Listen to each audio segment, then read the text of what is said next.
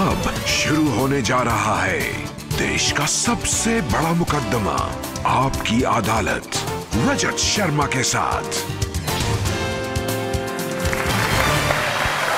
नमस्कार, thank you. तो आइए शुरू करते हैं आपकी अदालत में आज का मुकदमा। आज मेरे गेस्ट हैं एक ऐसे युवा नेता जो बिहार में बहुत लोकप्रिय हैं। इनकी सभाओं में लाखों लोगों की भीड़ आती है, लोग इनके भाषण सुनने के लिए आते हैं। ये 5 सीटों पर चुनाव लड़ रहे हैं, लेकिन इनकी पार्टी का असर पूरे बिहार में है, सारी की सारी 40 सीटों पर है। प्लीज वेलकम हमारे मेहमान नौजवान चिराग पासवान।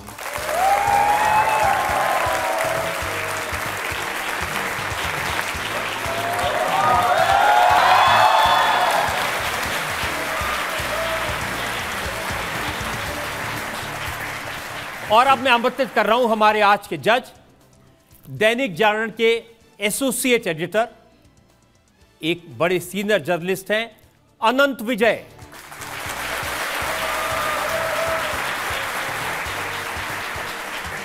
अदालत की कार्रवाई शुरू की जाए। तो आइए शुरू करते हैं आज का मुकदमा। आपकी अदालत में पहला इल्जाम मोदी के हनुमान चिराग पासवान पर। आपकी अदालत में लोक जनशक्ति पार्टी के नेशनल प्रेसिडेंट चिराग पासवान पर आरोप है कि ये एक्सीडेंटल पॉलिटिशियन हैं। चिराग पापा रामविलास पासवान देश के बड़े नेताओं में से एक थे। उनका बड़ा प्रभाव था, सरकार में मंत्री थे और गिनीज बुक ऑफ रिकॉर्ड में नाम था सबसे ज्यादा मार्जिन से चुनाव जीतने वालों में। इतना सब कुछ घर में था, उसके बाद भी आप शुरू के दिनों में राजनीति में इंटरेस्टेड नहीं थे। So now I don't know कि मैं इसको कैसे बताऊं। अरे अभी तो शुरुआत है चिराग। ये हम नेपो किड्स के ऊपर अब ये 2 धारी तलवार चलती है।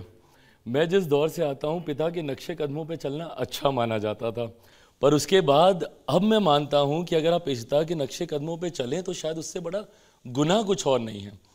उस वक्त भी मैंने एक ईमानदार प्रयास किया, एक ऑल्टरनेटिव करियर का ट्राई मैंने किया, बट जितना आपने ट्रेलर देखा उसी से ही पता चल गया कि कुछ नहीं होने वाला है इसका। क्यों, कंगना रनौत पसंद नहीं आई या फिल्म करियर पसंद नहीं आई?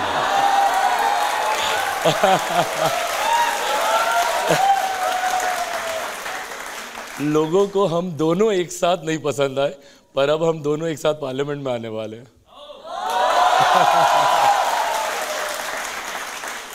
आपने बीच में फैशन डिजाइनर का करियर भी ट्राई किया था? जी, मतलब that was for a very short time and who knows better than you. वो एक समर वेकेशन का एक शौक था, गर्मी की छुट्टियां, स्कूल के दिनों की बात है, मतलब यू स्टिल रिमेंबर, ये उस वक्त की बात है। बट हाँ, वो एक छोटा सा एक एक्सपेरिमेंट था, चला वो भी नहीं, अंतोगत्वा नेता का बेटा था, नेता ही बनना था और कोई ऑप्शन नहीं था। या ये कि बाकी सब जगह फ्लॉप हो गए तो इसीलिए लालू यादव कहते हैं कि आपके पिता रामविलास पासवान मौसम वैज्ञानिक थे।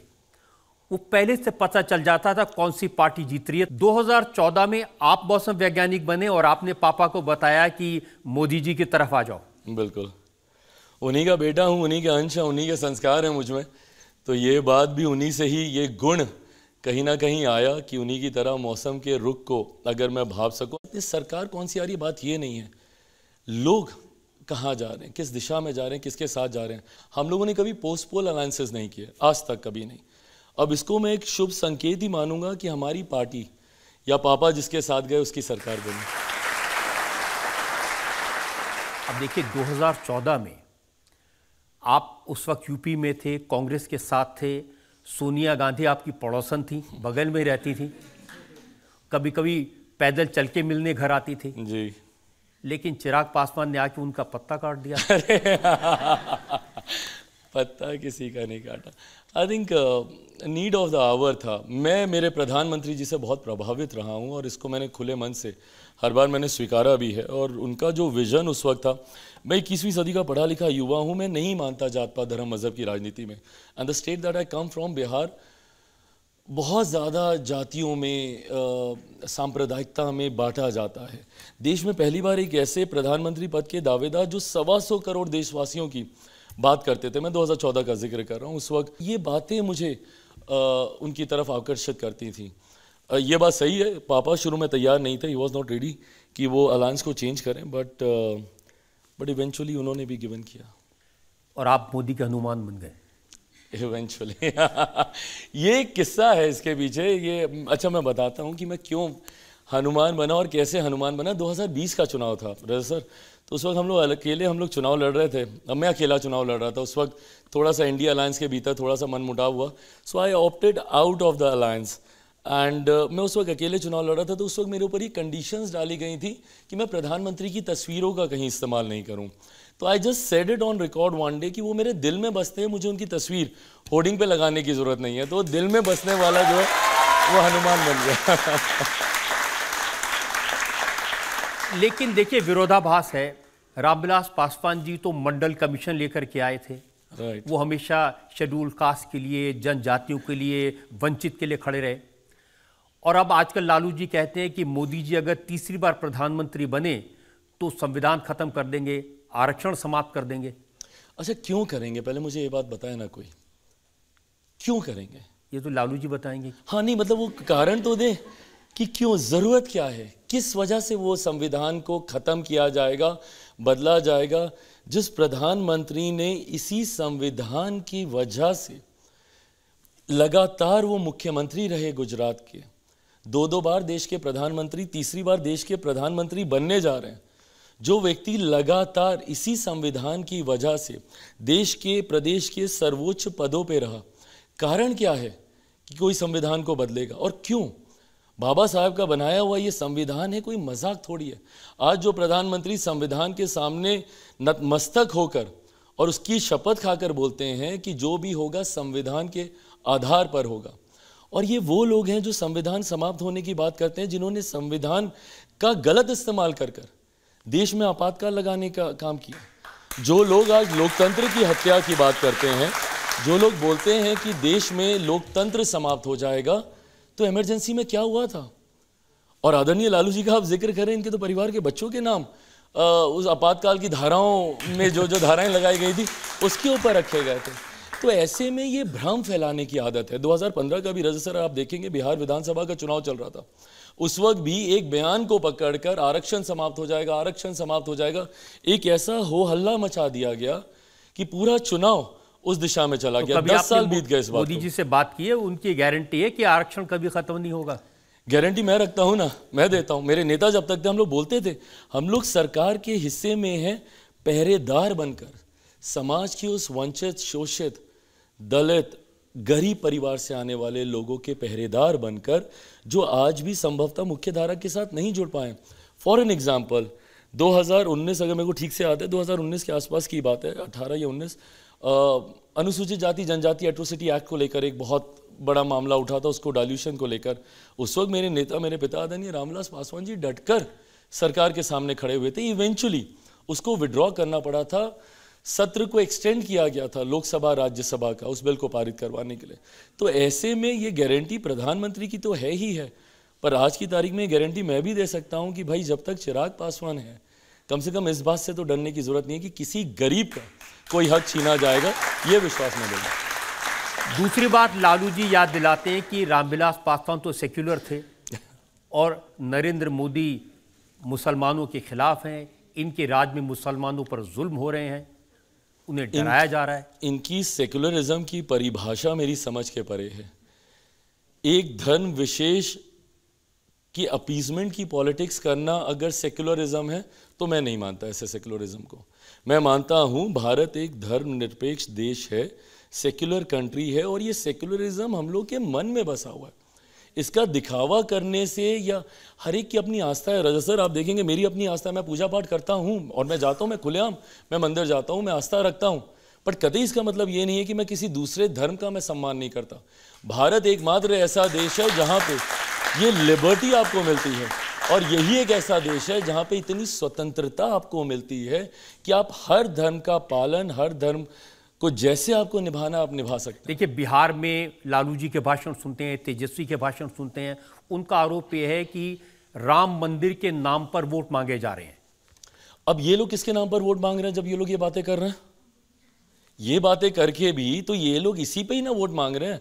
आज की तारीख में जो एक्चुअल बिहार के मुद्दे हैं उसको ये लोग उठाएंगे नहीं। भाई, राम मंदिर एक लंबे समय से, और ये कौन सी नई बात है, भारतीय जनता पार्टी के मैनिफेस्टो में लिखा हुआ है। और मुझे तो खुशी इस बात की रजा सर कि for once and for all समाप्त हुए ये तमाम विवाद जिसपे दशकों तक राजनीति होती रही। हम लोगों ने लंबे समय तक हम लोगों ने देखा, मुझे तो अपने जन्म से याद है कि मैं जब देखता था चुनाव के बाद राम मंदिर का मुद्दा आता था।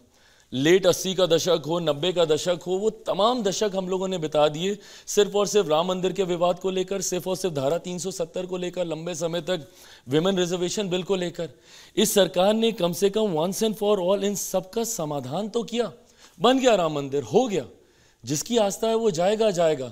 ये लोग बोलते हैं उसको इवेंट बना दिया। भाई, भगवान राम 500 साल के बाद अपने भवन में जा रहे हैं, क्या वो बड़ी बात नहीं है? जो लोग आस्था रखते हैं मेरे जैसे लोगों के लिए वो एक बड़ी बात है। और ये लोग बोलते हैं कि उसको बीजेपी का इवेंट बना दिया गया। मुझे बताया ना कितने बीजेपी के मंत्री। राहुल गांधी की बात हमने सुनी है, आपने भी सुनी होगी। राहुल गांधी कह रहे थे कि वहां पर आपने अमिताभ बच्चन को देखा, आपने ऐश्वर्या राय को नाचते हुए देखा, किसी गरीब आदमी को नहीं देखा। क्योंकि ये लोग गए नहीं ना वहां पे, तो इनको पता नहीं है कि कौन कौन है। हाँ, वही तो, क्योंकि ये लोग खुद ही नहीं गए तो इनको पता नहीं है वहां पे साधु संत समाज से लेकर समाज के हर वर्ग। और ये समावेशी विकास, इसी की बात तो मेरे प्रधानमंत्री करते हैं ना, सबका साथ सबका विकास। राजनीति को पहली बार देश के हर एक क्षेत्र से जोड़ा गया। भले वो इंडस्ट्रियलिस्ट हों, भले वो, भाई भारतीय सिनेमा भी तो हम ही लोगों के देश का एक गौरव है, एक सम्मान है। क्यों उसको राजनीति के साथ नहीं जोड़ा जाए? या क्यों उनको ऐसे प्लेटफॉर्म्स पे नहीं बुलाया जाए? तो समाज के अमीर से गरीब से गरीब व्यक्ति को जोड़कर एक मंच पर लाने की सोच ही सबका साथ सबका विकास है। लेकिन आप कितना भी सबका साथ सबका विकास कहें, ये तो आप जानते हैं बिहार में जो मुस्लिम वोटर्स हैं उनका एक मुश्त वोट लालू जी की पार्टी को जाएगा, आरजेडी को जाएगा? नहीं, बिल्कुल नहीं जाएगा। मैं बताता हूँ, आप मेरे हमेशा जाता है। नहीं, आप मेरे उसका निकाल के देख लीजिए। मैं अपनी लोकसभा का मैं आपको दावे के साथ कहता हूँ, 2014 में, 2019 में, दोनों बार, और मैं दावे के साथ ये बात बोल रहा हूँ, हर बार मुसलमानों ने मेरे लिए वोट किया है, यादवों ने मेरे लिए वोट किया है। और मैं कहता हूँ रजत सर, मैं नहीं मानता ये जात पात धर्म मजहब। हमको नहीं समझ में आता कि क्यों बिहारी को मुसलमान बिहारी, अगड़ा बिहारी, पिछड़ा बिहारी, वो बिहारी है, बस बात खत्म है। जब मैं बिहार फर्स्ट, बिहारी फर्स्ट की मैं बात करता हूँ, मैं बिहार की 13 करोड़ से ज़्यादा जनता की बात करता हूँ। और अगर भारत को अगर विकसित राज्य बनाना है तो इन तमाम मतभेदों से हम लोग को उठना होगा। जात पात धर्म मजहब हर चीज़ से उठना होगा। हकीकत है हिंदुस्तान में कोई एक फ़र्क है, एक भेद है, तो इतना एक अमीर जो अमीर होता जा रहा है, दूसरा गरीब जो गरीब होता जा रहा है। ईमानदारी से अगर एक विकसित राज्य, विकसित देश का हम लोग को निर्माण करना है तो ये अमीरी गरीबी के बीच की खाई को हम लोग को हटाना होगा। गरीब लोगों को बाहर निकालना होगा गरीबी रेखा के। अमीर लोगों का जो पैसा है उसका एक इक्वल डिस्ट्रीब्यूशन होना चाहिए, जो कि समाज के, देश के गरीब कल्याण के इस्तेमाल में लाया जा सके। जनता में से एक दो सवाल हम ले सकते हैं। सर, मेरा क्वेश्चन ये है कि अभी कुछ समय पहले तेजस्वी यादव ने नवरात्रि के दौरान मछली खाते हुए वीडियो पोस्ट किया था, तो क्या आपको लगता है ये सही है? भाई, पहली बात तो कौन क्या खाता है, नहीं खाता है, इससे किसी को कोई लेना देना होना नहीं चाहिए। आप भी क्या खाते हैं, नहीं खाते हैं, दुनिया को इससे फर्क नहीं पड़ता, तो इसका तमाशा क्यों बनाना? प्रॉब्लम अराइजेस जब आप इसका दिखावा करने लगते हैं। एंड आप जिस तरीके के से मछली को आप लहरा रहे हैं, आप दिखा रहे हैं, फिर एक के बाद एक जूस की बोतल आप दिखा रहे हैं, ये वाटरमेलन का जूस है, ये ऑरेंज का जूस है, ये हम सत्तू बना कर लाए हैं, तो ये फलाना, ये ढिमकाना, ये लू से बचाएगा, ये गर्मी से बचाएगा। आप किसको दिखा रहे हैं? जहाँ देश में, हमारे प्रदेश की एक बड़ी आबादी आज भी 2 वक्त की रोटी के लिए उसको जद्दोजहद करनी पड़ती है। आपके साथ जो एक साथी नेता बैठे हैं वो बोल रहे हैं कई लोगों को मिर्ची लगेगी, मतलब आप उसी सोच से आप करना चाह रहे हैं ना। आपकी इंटेंशन ही है कि आप एक बड़े वर्ग की, एक बड़ी आबादी की आस्था को आप कहीं ना कहीं ठेस पहुंचाने का काम करें। नवरात्रि का पहला दिन, हकीकत है मैं भी उस दिन पूजा करके हटा था, and the first thing I see is him लहराइंग दैट मछली इन हेलीकॉप्टर। क्या मतलब है? अगर एक दिन पहले का अगर वो वीडियो था तो आपकी सोशल मीडिया की टीम इतनी तो एक्टिव होगी ना कि उसको सेम डे पोस्ट कर सकती थी। नवरात्रि के पहले ही दिन क्यों पोस्ट करना? So this was absolutely not called for. इसकी कोई जरूरत नहीं थी इस तरीके के वीडियो को लाने। चिराग, वो कह रहे हैं कि अगर बीजेपी की सरकार तीसरी बार आई तो मोदी जी तय करेंगे आप क्या खाएंगे, रियली क्या पिएंगे, क्या पहनेंगे। 3 बार तो गुजरात के मुख्यमंत्री बन के रह गए। एक गुजरात में तो उन्होंने ऐसा किया नहीं, एक राज्य में उन्होंने ऐसा किया नहीं। ये वही सारी बातें हैं रजा सर, जब आपके पास कोई मुद्दा नहीं है ना, आप क्या बताइएगा? क्योंकि आप जब एक उंगली सामने वाले पे उठाते हैं ना, बाकी की उंगलियां आपकी तरफ स्वतः मुड़ने लग जाती हैं। आपके पास खुद एक लंबा समय था, जिस परिवार से आप आते हैं, आपकी पार्टी, आपके परिवार के सदस्य लंबे समय तक बिहार के सर्वोच्च पद पर थे। आप चाहते तो चीज़ों को आप बहुत बेहतर कर सकते थे, पर अफसोस के साथ कहना पड़ता है वो 90 का दशक वो वही जंगल राज है। 90 का दशक वही दौर है जब सबसे ज़्यादा बिहार से पलायन हुआ। आज भी मेरे युवा साथी जो 90 के समय से पलायन किए हुए हैं, वो दूसरे राज्य में गए, वहीं पर जाकर उन्होंने नौकरी की, उन्होंने घर खरीदा, उन्होंने शादी की, बच्चे पैदा किए और फिर उसी राज्य के होके रह गए। आज जब कोरोना जैसी महामारी में अपने राज्य में आते हैं तो उन्हें प्रवासी कहलाया जाता है, प्रवासी उन्हें कहा जाता है। तो ऐसे में ये परिस्थितियां बनाई किसने, किन्होंने? तो इन लोगों के पास उसका जवाब नहीं है देने के लिए। तो इस तरीके की बिना सर पैर की बातें कि मोदी तीसरी बार आ गए तो संविधान खत्म, तो लोकतंत्र खत्म, भाई वो आज से नहीं, वो 2000 से सर्वोच्च पद पर बैठे हुए। एक राज्य के मुख्यमंत्री थे, आज 25 साल होने को आ रहे हैं उनको। ना उस राज्य में कुछ गलत हुआ, ना देश में कुछ गलत हुआ। तो 400 पार हो जाएगा 100%। एक सवाल और ले सकते हैं? हाँ। सर, जिस तरह से हमने देखा कि आपका कंगना जी के साथ फिल्म में आपने की है, और जिस तरह से हम देख रहे हैं कि कंगना जी भी अभी राजनीति में आ गई हैं, तो सर अपनी तरफ से आप कुछ ऐसे टिप्स देना चाहेंगे उन्हें जो भविष्य के लिए हेल्पफुल रहेंगे? मैं कंगना जी को पर्सनली भी जानता हूँ, उनको कतई कोई टिप्स की ज़रूरत नहीं है। और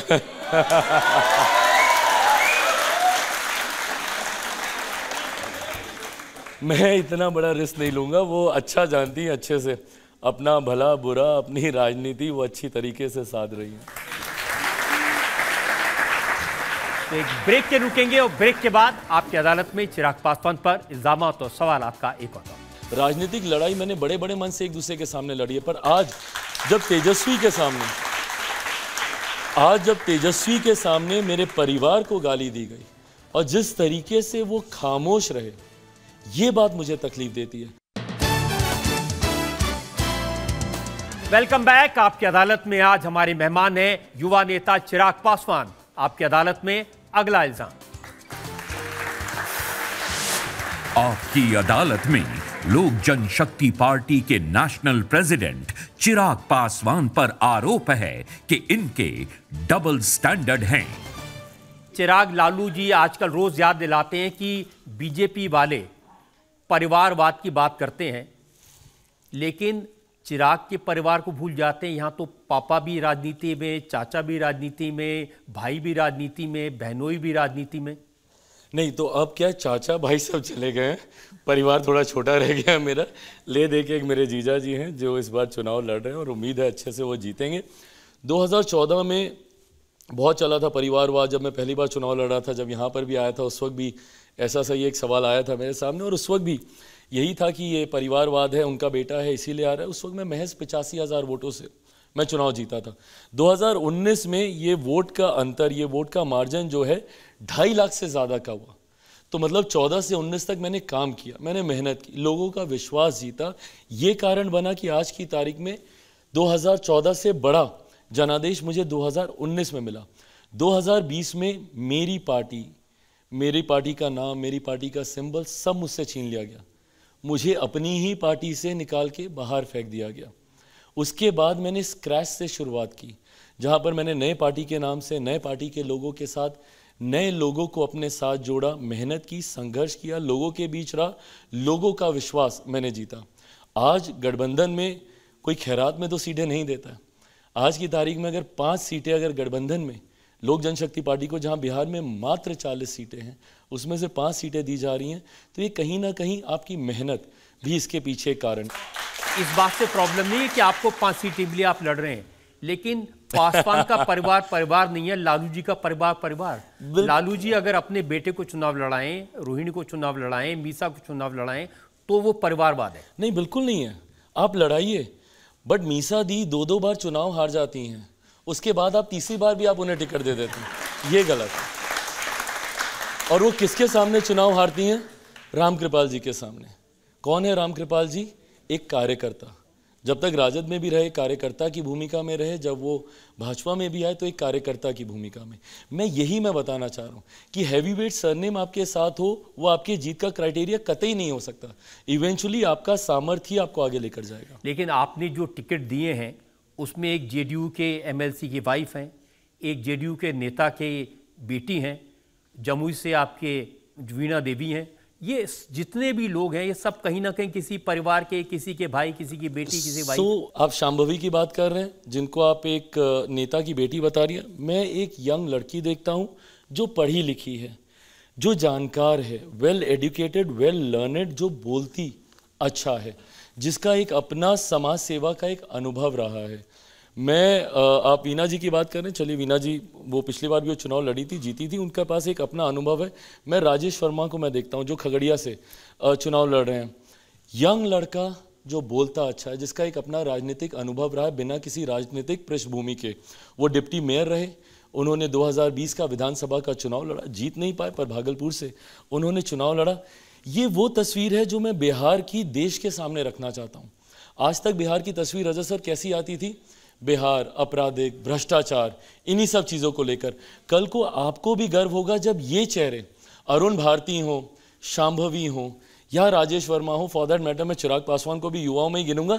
ये वो युवा चेहरे हैं जो पढ़े लिखे, जो सामने आएंगे और बिहार की छवि को जब रखेंगे। लेकिन चिराग, सवाल ये कि आप दूसरी पार्टियों के नेताओं की, चाहे वो राहुल गांधी हो, चाहे वो लालू यादव हो, तेजस्वी हो, उनके परिवार की बात करेंगे, लेकिन बिहार में बीजेपी के जितने नेता हैं, सम्राट चौधरी वो भी एक परिवार से आए, संजय जायसवाल, तो मैं थोड़ी परिवारवाद पे कुछ बोल रहा हूँ, मैं तो बोल ही नहीं सकता।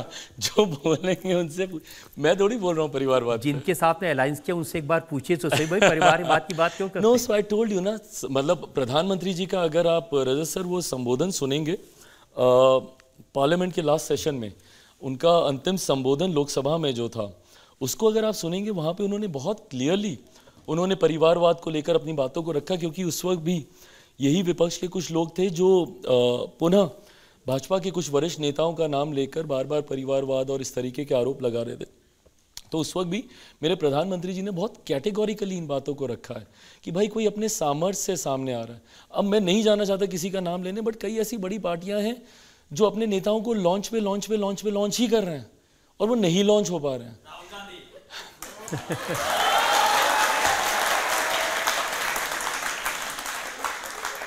सो वो गलत है।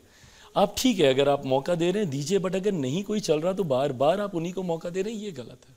इसीलिए तो तेजस्वी यादव कहते हैं कि ये बीजेपी वाले गोबर को हलवा और हलवा को गोबर कह के बेच देते हैं। उसी चीज़ को इन्होंने 90 के दशक से सीखा है, इसीलिए वो ऐसे उदाहरण देते हैं, गोबर, चारा, हलवा। आप चारे की बात कर रहे हैं, देखिए चारा घोटाले का नाम बार बार आता है। तेजस्वी ने कहा कि अगर लालू यादव बीजेपी ज्वाइन कर लेते तो वो राजा हरिश्चंद्र हो जाते, अगर वो वॉशिंग मशीन में धुल जाते तो चारा चोर के बजाय वो भाईचारा वाले हो जाते। पता है क्या, मतलब खैर अभी हम लोग बोल रहे हैं, इसको हम लोग फन वे में ले रहे हैं, पर इसकी गंभीरता को समझने की ज़रूरत है। जब ये लोग ऐसी बातें करते हैं ना, देश के जुडिशियल सिस्टम पे सवाल खड़ा करते हैं, देश की न्यायपालिका के ऊपर सवाल खड़ा करते हैं, देश के एक ऐसे स्तंभ के ऊपर ये सवाल खड़ा करते हैं जिसने मजबूती से लोकतंत्र को संभाले रखा है। जब जब ये लोग ऐसी बातें करते हैं तो ये एक अराजकता का माहौल बनाना चाहते हैं जहाँ पे जुडिशियल सिस्टम को पूरी तरीके से नकारते हैं। मैं मानता हूं और मेरा विश्वास है रजत सर, मेरा विश्वास है भारत के जुडिशियल सिस्टम पे। मैं मानता हूं अगर आपने गलत नहीं किया तो आपके साथ नहीं गलत होगा, पर हाँ अगर आप दोषी हैं तो आपको बख्शा भी नहीं जाएगा। ये ताकत भी भारत के जुडिशियल सिस्टम में है। देखिए, ये सवाल तो उठेगा ना कि चुनाव से पहले अरविंद केजरीवाल को जेल में डाल दिया, हेमंत सोरेन को जेल में डाल दिया। कारण है इसीलिए तो डाला है, नहीं कारण होते, आप मत दीजिए ना कारण, मत दीजिए आप कारण। और आज देख लीजिए केजरीवाल जी किनका समर्थन ले रहे हैं, किनका समर्थन ले रहे हैं। आज अभी कुछ दिनों पहले so called India alliance, what ever alliance, तो उस मंच पे जब केजरीवाल जी जब अरेस्ट हुए थे, उस मंच पे कौन लोग थे, आप एक एक का चेहरा जूम इन करके दिखाइए। ये वही लोग हैं जिनकी पर्ची केजरीवाल जी लेकर घूमते थे उसी गांधी मैदान में, अन्ना हजारे जी के आंदोलन में। इन्हीं लोगों के नाम की पर्ची लेकर घूमते थे भ्रष्टाचार के आरोप लगाते हुए, और आज उन्हीं लोगों का समर्थन ले रहे हैं अपने आप को जेल से बाहर निकलवाने के।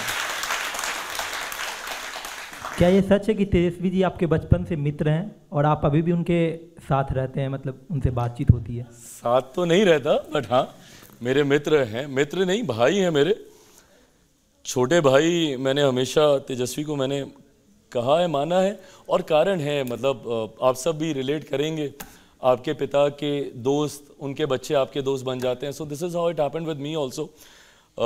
मेरे पिता का आदरणीय लालू जी का बहुत गहरा संबंध रहा है, दोनों ने साथ काम किया है, दोनों एक दूसरे के समकक्ष रहे हैं।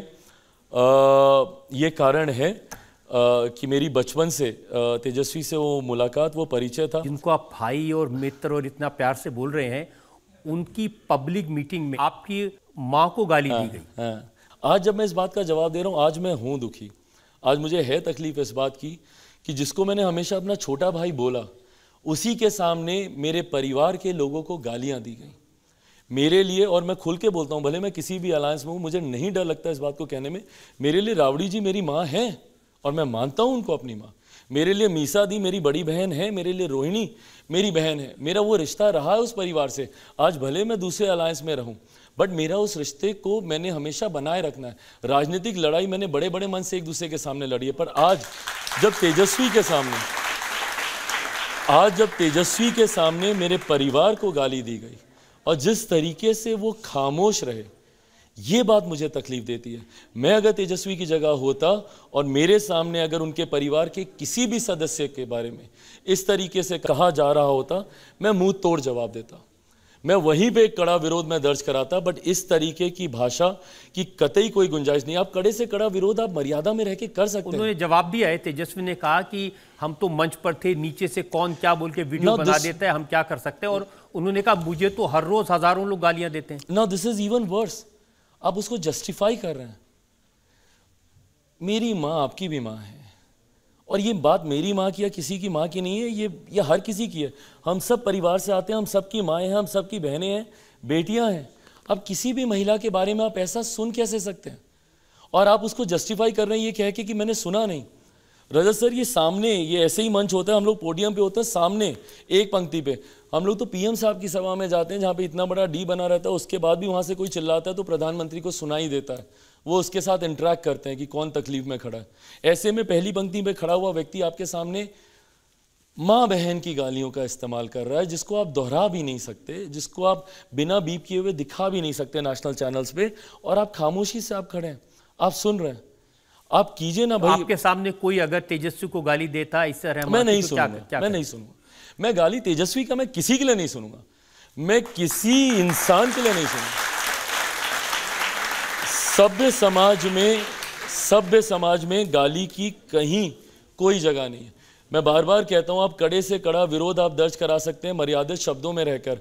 आप ही देखिए एक के बाद एक एलिगेशंस लगा रहे हैं, डबल स्टैंडर्ड भी बोल दिया, सब बोल दिया, बट मर्यादित होके आप ये कर सकते हैं। आज सोचिए एक व्यक्ति की इतनी हिम्मत कि तेजस्वी यादव के सामने चिराग पासवान के परिवार को गाली दे रहा है और उसका कुछ नहीं हुआ।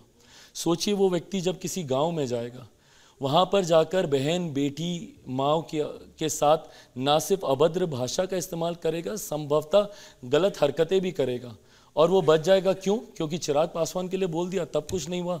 तो ये तो एक गांव की आम महिला है। जो बिहार के लोग हैं वो उनका एनालिसिस ये है कि ये यादव की पासवान को गाली है। अरे प्रभु, यही डिवीजन है, यही डिवीजन है। आप मुझे बताइए, क्या हर यादव हर पासवान के खिलाफ है? क्या राजद में पासवान नहीं है और भाजपा में यादव नहीं है? कैसी बातें कर रहे हैं। मतलब ये वो बांटने की राजनीति है जिस पर ये लोग दशकों से रोटियां सेकते हैं।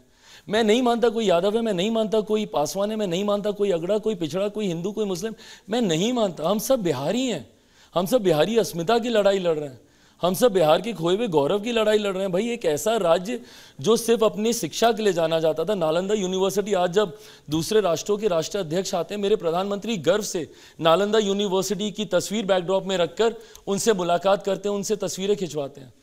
और आज उस गौरव को हम लोग खो चुके हैं। आज बिहार में शिक्षा के हालात देखिए, उन परिस्थितियों को बदलने की हम लोग को ज़रूरत है। तो ये MY समीकरण बनाते हैं और MY समीकरण बनाकर ये लोग बंटवारा करते हैं। मेरा भी है MY समीकरण, मेरा महिला समीकरण है, मेरा युवा समीकरण है। मैं महिलाओं को जोड़ूंगा, वो किसी भी जाति की हो, मैं युवाओं को जोड़ूंगा, भले वो किसी भी जाति की हो, किसी भी धर्म के हो। पर जब आप जातियों में बांटते हैं, आप बिहार को बर्बाद करते हैं। एक सवाल और ले सकते हैं। आप बिहार, अगर आप जीतते हैं, आप बिहार का CM बनना चाहेंगे या केंद्र सरकार में मंत्री? इंग्लिश में एक कहावत है, if wishes were horses beggars would ride. अगर आपके चाहने से ही सब हो जाता, मेरी चाहत पे हकीकत का इतना असर होता, तो आज मेरे पिता मेरे साथ होते, मेरा परिवार नहीं टूटता, मुझे इतना संघर्ष नहीं करना पड़ता। बट चाहत एक तरफ है, हकीकत एक तरफ है। मैं ईमानदारी से बस अपना प्रयास कर रहा हूँ। मुझे नहीं पता कि भविष्य के घर में क्या है। मुझे 3 साल पहले नहीं पता था, मतलब जो कहा जाता है nepo kid, born with silver spoon, और पता नहीं सोने का चम्मच, चांदी का पालना, क्या क्या नहीं कहा गया। Cut to one fine day मेरे पास एक घर भी नहीं था। रातों रात मेरे घर का सामान फेंक के सड़क पे फेंक दिया गया। तो ऐसे में उन चाहतों के कोई मायने नहीं रहते हकीकत के सामने। तो मुझे नहीं पता कि भविष्य के घर में क्या है, बट इतना मुझे पता है कि चिराग पासवान हर परिस्थिति के लिए तैयार है। विपरीत से विपरीत हो, सहज से सहज हो, हर परिस्थिति के लिए।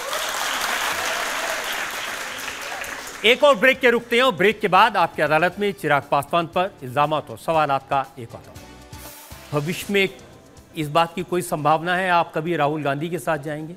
कहा जाता है you should never say never, but I think this is one thing I can surely से नेवर।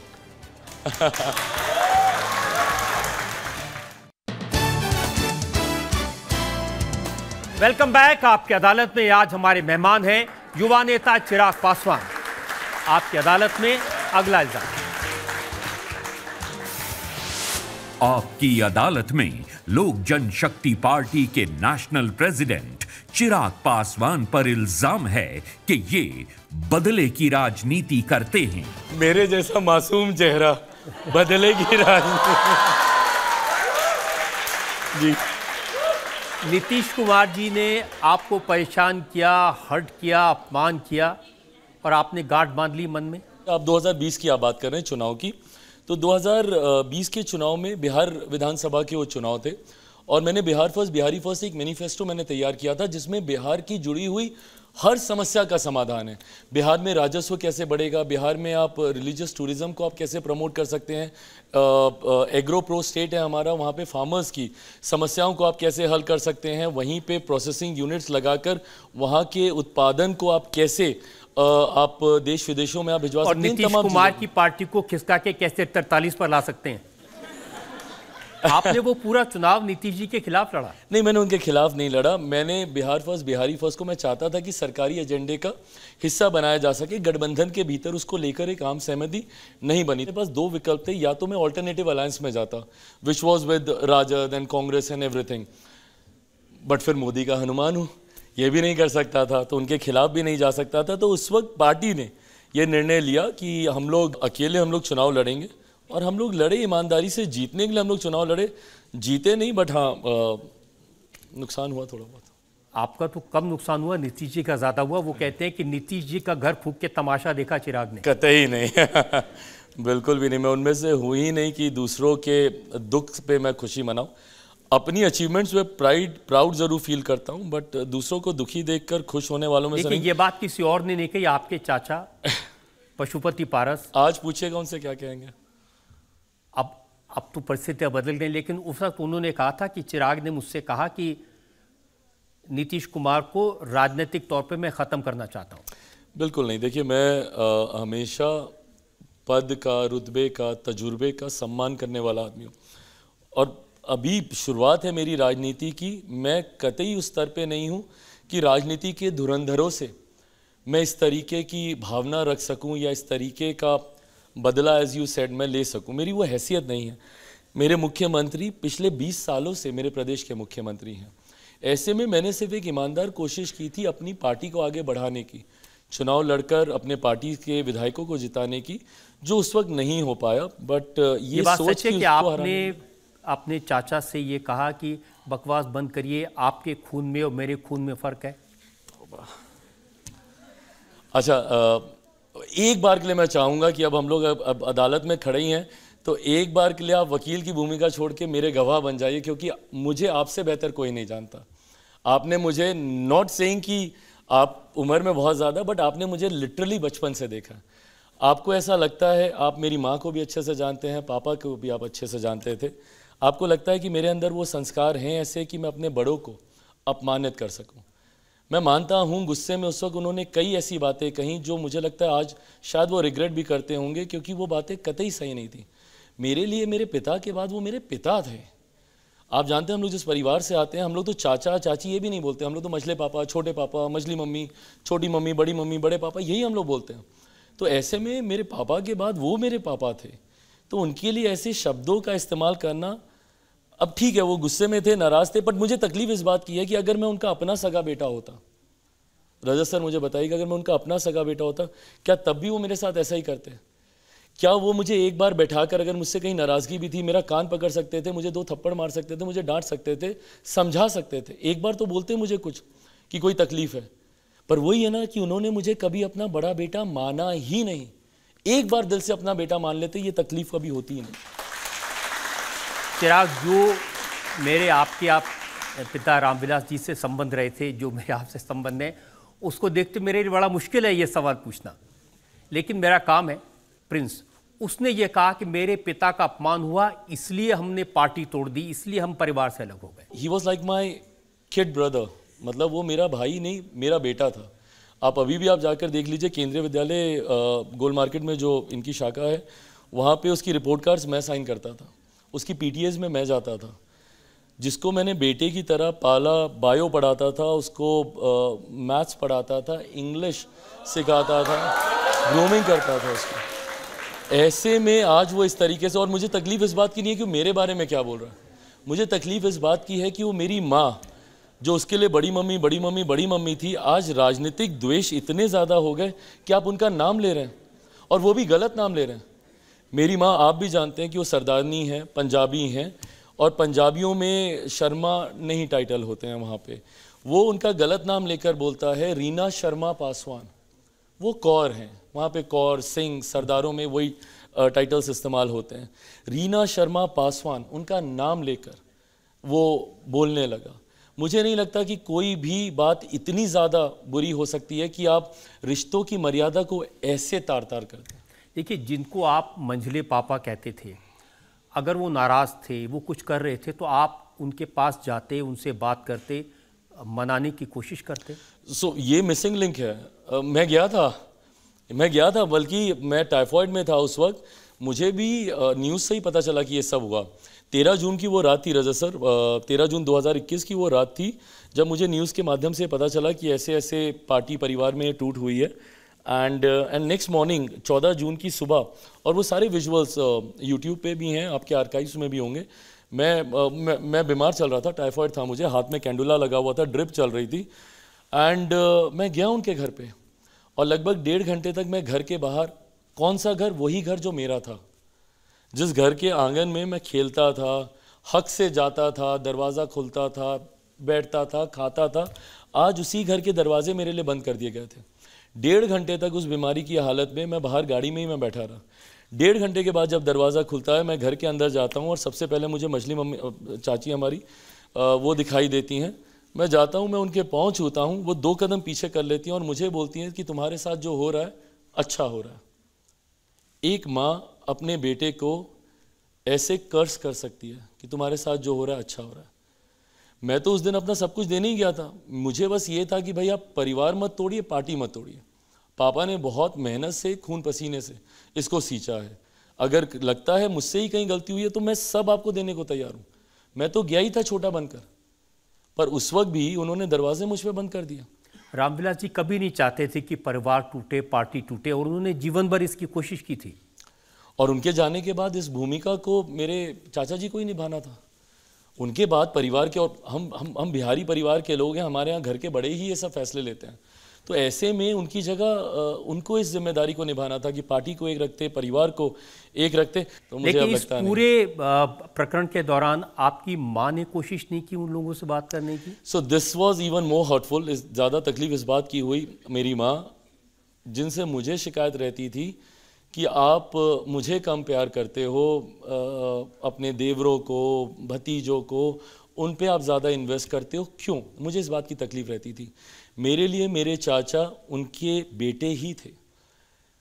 कोई दिन ऐसा नहीं जब भाभी भाभी भाभी भाभी भाभी करते वो घर नहीं आते थे। और आज वही भाभी चिराग की माँ हो जाती हैं। उनके सारे इंटरव्यूज़ में चिराग की माँ, चिराग की माँ, चिराग की माँ। मतलब कैसे ये रिश्ते बदल जाते हैं एक दिन में।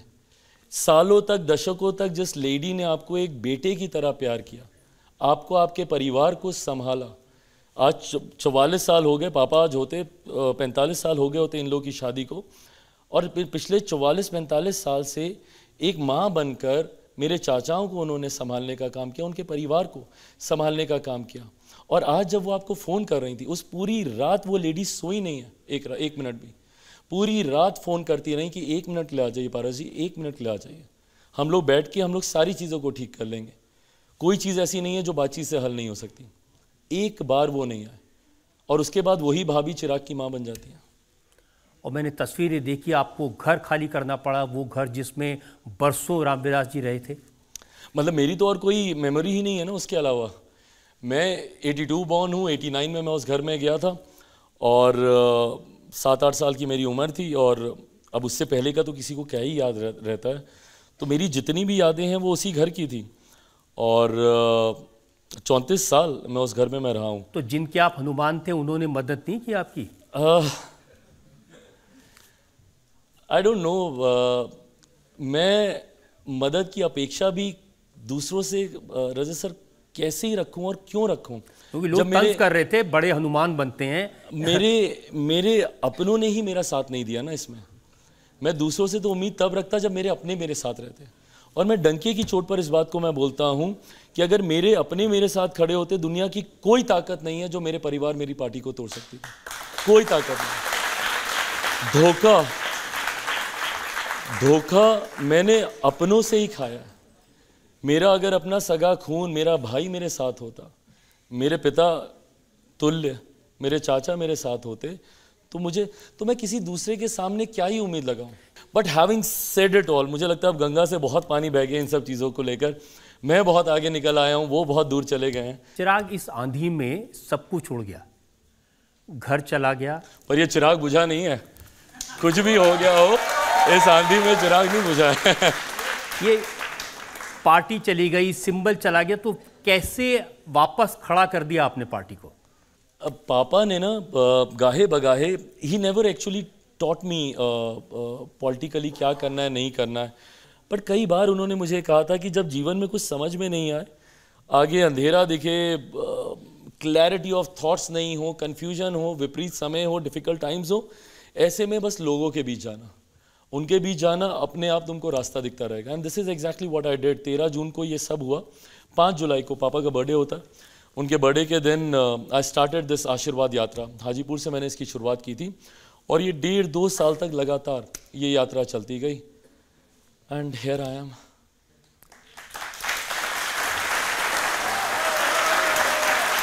पब्लिक से 1-2 सवाल हम ले सकते हैं। मेरा आपसे प्रश्न ये है कि जब आपके संकट के दिन थे और आपकी पार्टी एक तरह से टूट ही गई थी, तो क्या ये सच है आपके दोस्त तेजस्वी यादव ने उनकी पार्टी आरजेडी में आपको शामिल होने का प्रस्ताव दिया था? ना ऐसा कोई प्रस्ताव आया था, ना भविष्य में ऐसे किसी प्रस्ताव की गुंजाइश है। मेरी अपनी पार्टी है, गठबंधन में रहेंगे, मजबूती के साथ रहेंगे, बट किसी के साथ मर्ज नहीं करूंगा। बुरे वक्त में आपकी पड़ोसन सोनिया जी का भी कोई मैसेज नहीं आया? Well, I'm thinking of it now. नहीं। और भविष्य में इस बात की कोई संभावना है आप कभी राहुल गांधी के साथ जाएंगे? Well, कहा जाता है you should never say never, But I think this is one thing I can surely say never. तो आपके गठबंधन की कितनी सीटें आ जाएंगी बिहार में? गठबंधन की अगर आप बात करें, मैं दावे के साथ कहता हूं 40 की 40 सीटें। अब मैं बताता भी हूं, कारण है मेरे इस दावे का। 2019 का चुनाव हम लोग मात्र 3 दल मिलकर लड़ रहे थे, भारतीय जनता पार्टी, जनता दल यूनाइटेड, लोक जनशक्ति पार्टी। हम लोग सिर्फ 3 दल थे। हम लोगों ने 40 में से 39 सीटें जीती। 2 और ऐसे मजबूत दल जो 2019 में विपक्ष के साथ थे, आदरणीय जीतन राम मांझी जी की पार्टी, आदरणीय उपेंद्र कुशवाहा जी की पार्टी, ये 2 दल आज की तारीख में हम लोग के गठबंधन के साथ आए। तो जब 19 से ज़्यादा ताकत हमारे गठबंधन की 2024 में बढ़ी है, तो ये मेरे विश्वास को बढ़ाता है कि जो एक सीट पिछली बार हम लोग चूक गए थे, किशनगंज की सीट, वो भी हासिल करेंगे और 40 की 40 जीतकर 400 प्लस सीटों में बिहार का ये योगदान रहेगा। एक और ब्रेक के रुकेंगे और ब्रेक के बाद आपकी अदालत में चिराग पासवान पर इल्जाम और सवालात का एक और। तो चिराग पासवान की महत्वाकांक्षा क्या है? जब मोदी जी की सरकार बने उसमें कौन सा मंत्रालय मिले?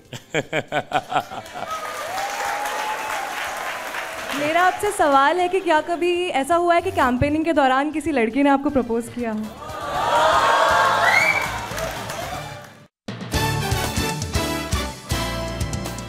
Welcome back. आपकी अदालत में आज हम मुकदमा चला रहे हैं चिराग पासवान पर। आपकी अदालत में अगला इल्जाम। आपकी अदालत में लोक जनशक्ति पार्टी के नेशनल प्रेसिडेंट चिराग पासवान पर इल्जाम है कि ये ओवर एम्बिशियस हैं। चिराग, आजकल जो आपकी पब्लिक मीटिंग्स होती हैं उसमें गाने कैसे बजते हैं मैं लोग बताना चाहता हूं। शेर का बेटा है चिराग, पूरे बिहार का चहेता है चिराग। अब 5 सीटों पर लड़ने वाली पार्टी के नेता कह रहे हैं कि मैं पूरा बिहार जितवा दूंगा। तो जब 2 सीटों वाली पार्टी पिछले 10 साल से पूर्ण बहुमत की सरकार बना सकती है, तो 5 सीटों पर यह सोच तो रख ही सकता हूं।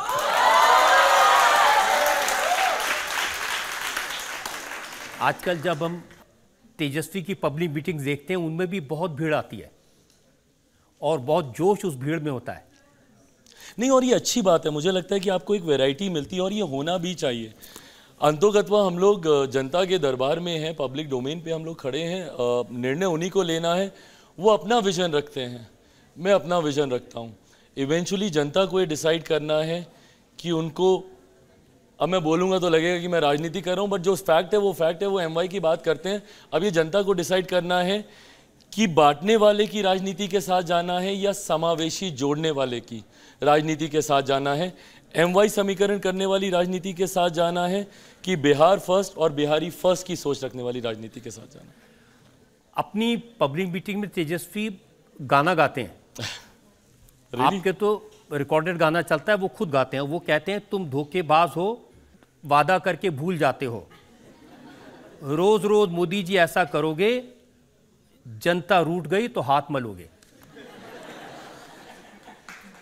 ठीक है, वो अपनी बातों को रख रहे हैं, बस दिक्कत यह है ना कि इन्होंने इन्हीं सब चीज़ों को लेकर राजनीति की गंभीरता को नीचे कर दिया।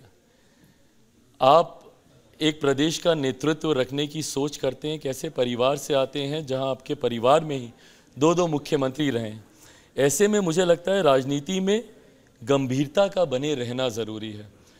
एक बड़े राज्य के नेतृत्व की सोच आप जब रखते हैं तो ऐसे में उसको कतई हल्के में नहीं लिया जा सकता। देखिए, उनका ऐसे गाने से एनडीए के जितने नेता आते हैं ये भाषण देते हैं, लेकिन कोई महंगाई की बात नहीं करता, कोई बेरोजगारी की बात नहीं करता। आज से 1 दशक पहले रजत सर मुझे नहीं पता था और मुझे नहीं लगता हम में से किसी को भी पता कि देश की अर्थव्यवस्था कहाँ थी, कौन से पायदान पर थी, नहीं थी। आज हम लोग गर्व से कहते हैं कि दुनिया की 5वीं सबसे बड़ी अर्थव्यवस्था है भारत। ये हो गया एक विषय। अब लोग बोलेंगे अर्थव्यवस्था का अर्थशास्त्रियों से लेना देना हमें क्या, बट जब एक देश की अर्थव्यवस्था मजबूत होती है तो राज्य का राजस्व बढ़ता है। जब राज्य का राजस्व बढ़ता है तो उस क्षेत्र का आर्थिक विकास होता है।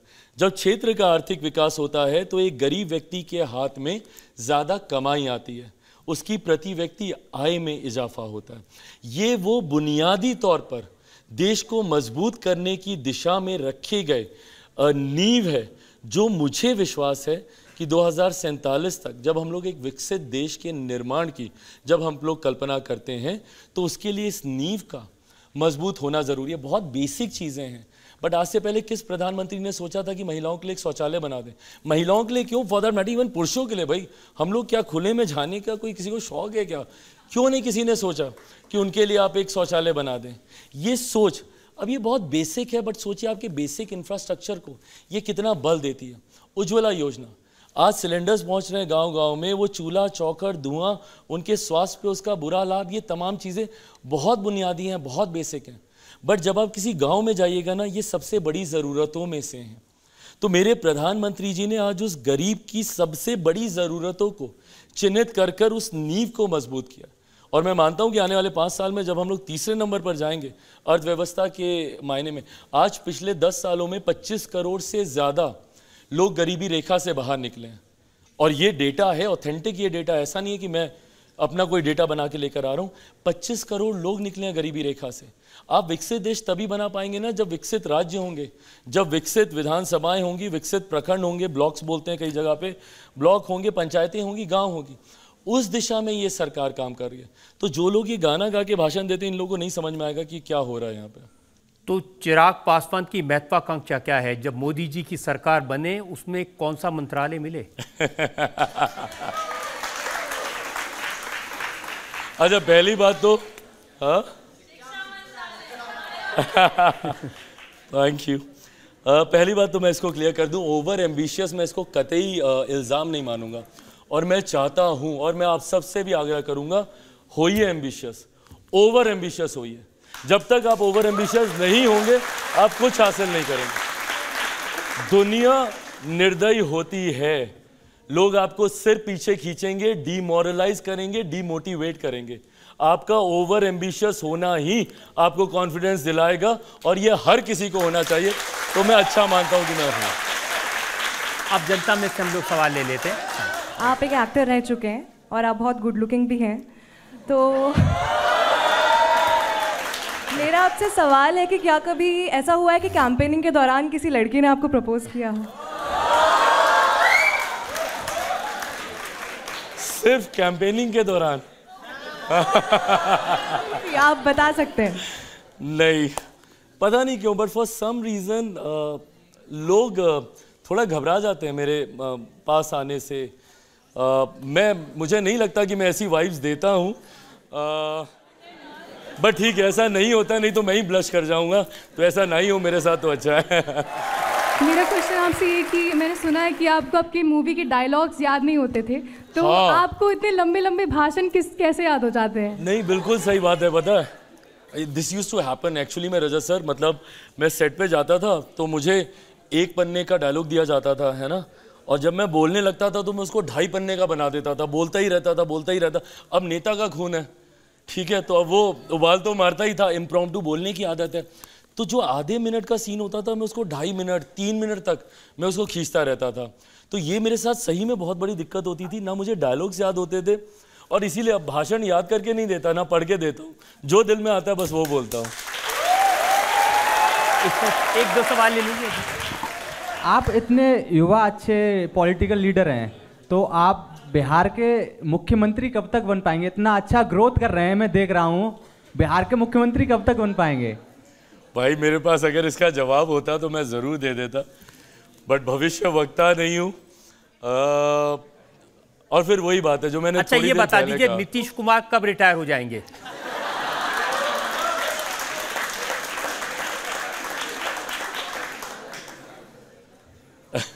हम लोग जनता के उसमें है, पब्लिक डोमेन में है। जनता जिसको नकारेगी वो रहेगा नहीं, जिसको स्वीकारेगी वो आगे बढ़ेगा। मैं खुद बिहार से हूँ। मैं आपसे ये पूछना चाहती हूँ कि आप ऐसा क्या अलग करना, क्या ऐसा दावा करते हैं कि आप कुछ अलग लाएंगे? जैसे कि आपको पता है नीतीश कुमार जी भी रहे हैं हमारे मुख्यमंत्री, और मतलब आप क्या अलग दावा करना चाह रहे हैं? मैं जिस बिहारी फर्स्ट विजन के साथ मैं निकला हूँ, मैं मानता हूँ कि बिहार में चौमुखी विकास की ज़रूरत है। मल्टी डायरेक्शनल अप्रोच हम लोग को रखना होगा, जहाँ एक तरफ शिक्षा पे, जो कि सबसे ज़्यादा ज़रूरी है, जब तक शिक्षा नहीं आएगी ये जात पात धर्म मज़हब नेताओं का भड़काना, लोगों को उलझाना, ये सब चलता रहेगा। तो शिक्षित होना, और मेरे लिए रजत सर ये चिंता की बात है, आज भी मेरे बच्चों को कोटा जाना पड़ता है पढ़ने के लिए। कोटा में पढ़ने वाला बिहारी, पढ़ाने वाला बिहारी, अधिकांश शैक्षिक संस्थानों के मालिक बिहारी, पर व्यवस्था राजस्थानी।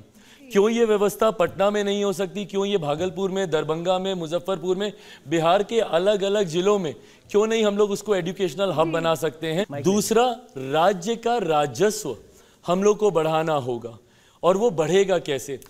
हम लोग इतना ब्लेस्ड हैं रजत सर, एक ऐसे स्टेट से आते हैं जहाँ पे रिलीजियस टूरिज्म की अनंत संभावना है। अयोध्या में एक राम मंदिर का निर्माण हुआ, आस्था एक तरफ है, मैं अभी आस्था पे जा ही नहीं रहा, पर सोचिए उस क्षेत्र का आर्थिक कितना विकास होने लग गया। वहाँ पर होटल्स आने लगते हैं, रिजॉर्ट्स आने लगते हैं, एमएनसीज आने लगते हैं। अगर अयोध्या में इतने बड़े भव्य राम मंदिर का निर्माण हो सकता है, तो मेरी माता सीता का उतना ही भव्य मंदिर सीतामढ़ी में क्यों नहीं बन सकता? नाउ जस्ट इमेजिन, वो मंदिर बनने के बाद फिर एक बात है कि आस्था एक तरफ, जिन लोगों का विश्वास है वो जाएंगे। अब सोचिए 6 लेन का कॉरिडोर बन जाए अयोध्या और सीतामढ़ी के बीच में, हर वो व्यक्ति जो भगवान राम के दर्शन करने जाए वो मेरी माता सीता का आशीर्वाद लेने आए। वहीं पे बोध गया है, गौतम बुद्ध की धरती, आप उसको वर्ल्ड क्लास सिटी बना सकते हैं, इंटरनेशनल टूरिस्ट वहाँ पर आता है। भगवान महावीर की जन्मस्थली है, लछवाड़ है, आपका वैशाली है, गुरु गोविंद सिंह जी की धरती, कितने सरदार समुदाय से सिख लोग वहाँ पर आते हैं वहाँ पर। तो अगर इन सबको रिलीजियस टूरिज्म के तौर पर अगर इसको विकसित कर दिया जाए, रेवेन्यू जनरेशन होने लग जाएगा।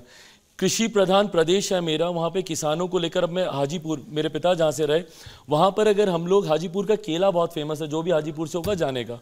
हाजीपुर का वो केला डाउन साउथ जाता है तो केले के चिप्स बन जाता है और उसकी अच्छे से पैकेजिंग, मार्केटिंग, प्रोसेसिंग सब होती है। अब यही प्रोसेसिंग यूनिट अगर हाजीपुर में लग जाए तो वहीं पे उस किसान के हाथ में ज़्यादा दाम आएगा, वहीं पे उसकी पैकेजिंग होगी, प्रोसेसिंग होगी, मार्केटिंग होगी। मखाना, आज की तारीख में प्रधानमंत्री जी ने उसको दुनिया में फेमस कर दिया। अब वो मखाने को अगर हम लोग वहीं पे उसकी पैकेजिंग करें, उसकी प्रोसेसिंग करें, मार्केटिंग करने लग जाएं, तो किसानों के हाथ में ज़्यादा पैसा आएगा। एक और, हम लोग आधा साल तो बिता देते हैं बाढ़ और सुखाड़ की समस्या में। आधा बिहार, अब मैं कोई भविष्य वक्ता नहीं हूं, बट मैं लिख के आपको देता हूं, ये जुलाई का महीना बीतने दीजिए, आधा बिहार मेरा बाढ़ में जाएगा, आधा सुखाड़ में जाएगा।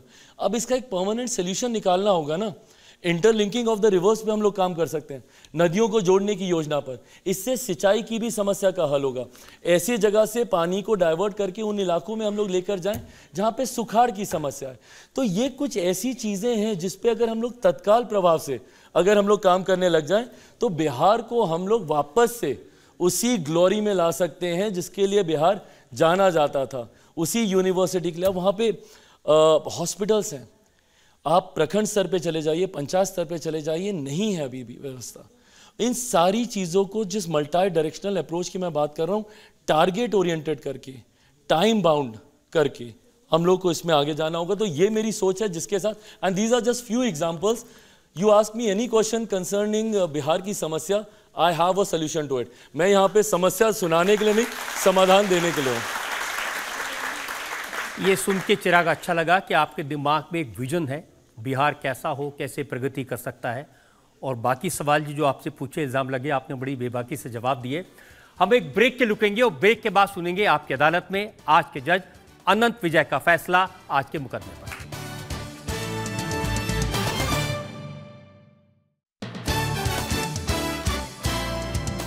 आपकी अदालत में आज हमने मुकदमा चलाया बिहार के नौजवान नेता चिराग पासवान पर।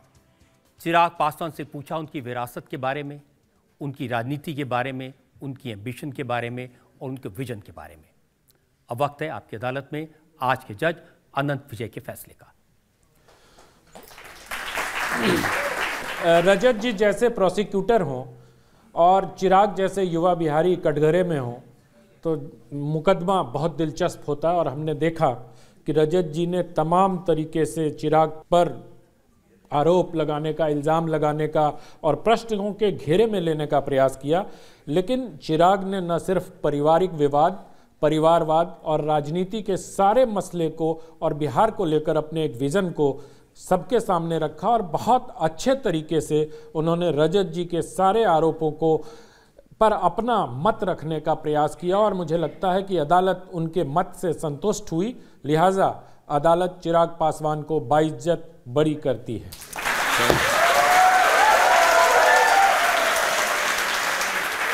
इस उम्मीद के साथ, इस विश्वास के साथ कि चिराग पासवान बिहार की जनता के लिए इसी तरह काम करते रहेंगे, उनके दुख दर्द को समझने की कोशिश करते रहेंगे और जीवन में वो बहुत बुलंदियों पर पहुंचेंगे, सफलता हासिल करेंगे। आज का मुकदमा यही खत्म करते हैं। अगले हफ्ते आपसे मुलाकात होगी एक नई शख्सियत के साथ। तब तक के लिए नमस्कार।